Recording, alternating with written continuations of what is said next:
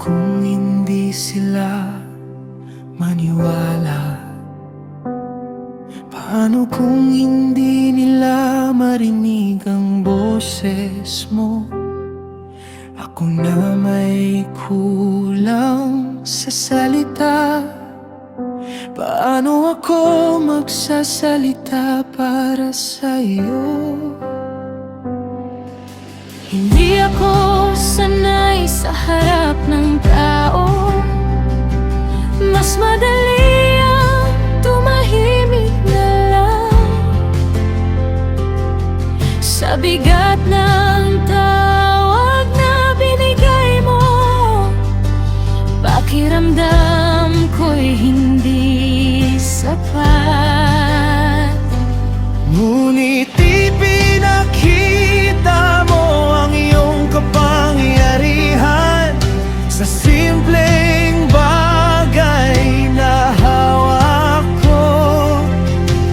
Ang tungkol sa kamay ko noon naging patunay ng lakas mo.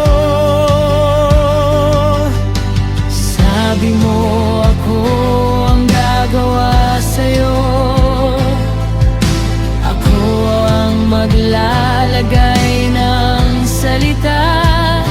Ngunit Diyos ko, kahit narinig ko, may takot pa rin sa loob ko. Kapag tinawag mo ako, bakit gusto kong umatras?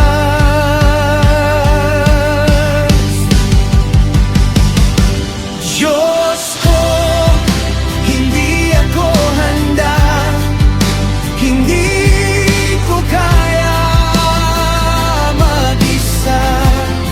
Sa bawat hakbang na pinapagawa mo, pakiramdam ko'y mahuhulog ako. Hindi ako handa, pero ikaw ang tumawag. Kung ikaw ang sasama sa akin, baka kaya kong sumunod.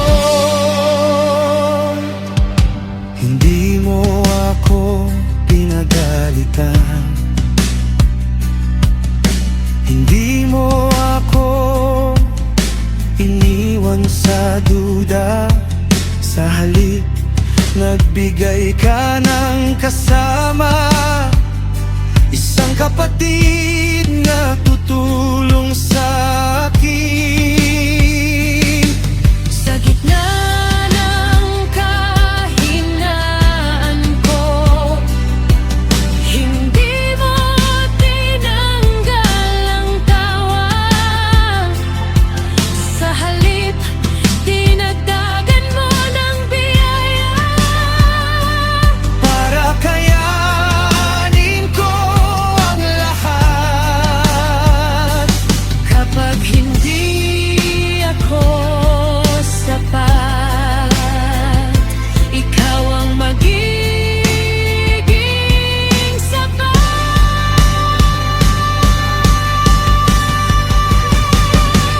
Diyos ko, hindi ako handa, hindi ko kaya mag-isa.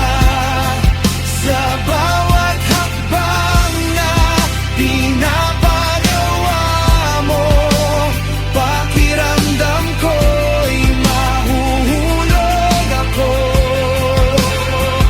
Hindi mo kailangan ng perpekto, kundi pusong handang sumunod.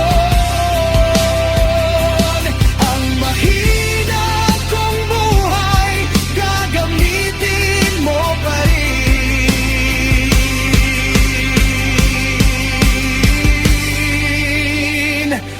Diyos ko, Di mo nang ako handa. sumusunod pa rin ako sa bawat takot na tinadanan ko. Ikaw ang lakas ko.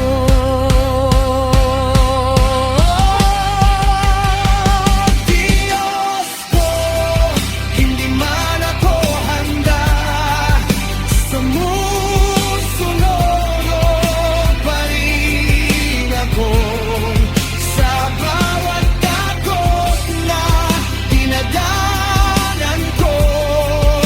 Ikaw ang lakas ko. Kahit nanginginig, susunod pa rin ako.